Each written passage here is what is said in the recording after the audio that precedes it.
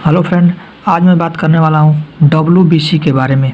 White blood कार्पोसेल्स श्वेत रुधिर कणिकाणु, जिसे सफ़ेद खून भी कहते हैं। इसका नॉर्मल रेंज एज के हिसाब पर डिफ्रेंशिएट करता है। एज पर डिपेंड करता है कि कितना होता है।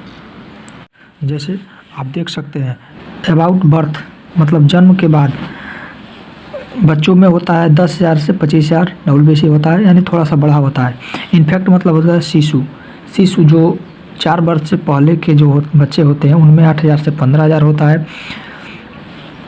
और 4 वर्ष से 7 वर्ष यानी 4 से 7 वर्ष के बीच में जो बच्चे होते हैं उनकी 6,000 से 15,000 WBC होते हैं, माने श्वेत रुधिर कणिकाणु।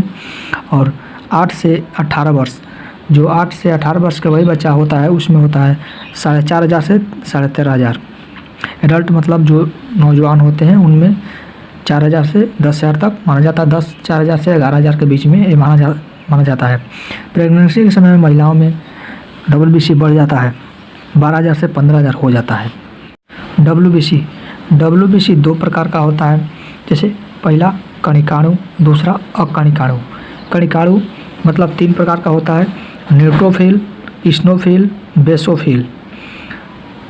अकणिकाणु लिम्फोसाइट, मोनोसाइट।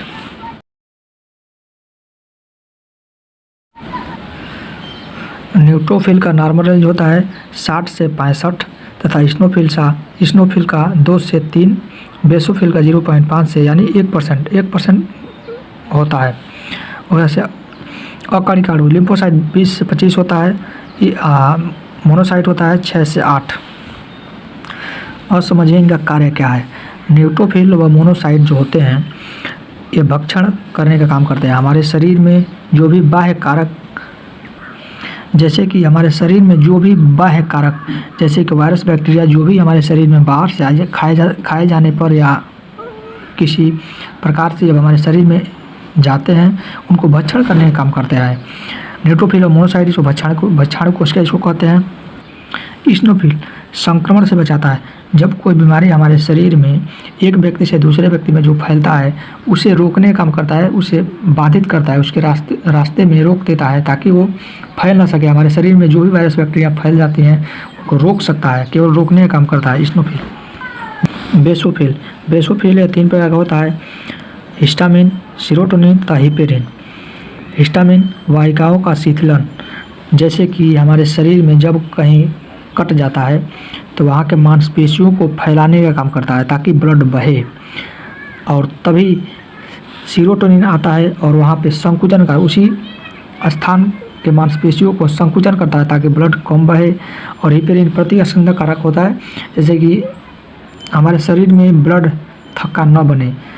आप सोच सकते हैं कि जब कहीं कटता है तो वहाँ पे ब्लड फाइब्रिनोजन तथा फाइब्रिन के कारण आकर वहाँ पे इन सब प्रोटीन के कारण जम जाता है। लेकिन जब हमारे शरीर में वही ब्लड क्यों नहीं जमता है, ये हिपेरिन उसको जमने नहीं देता है।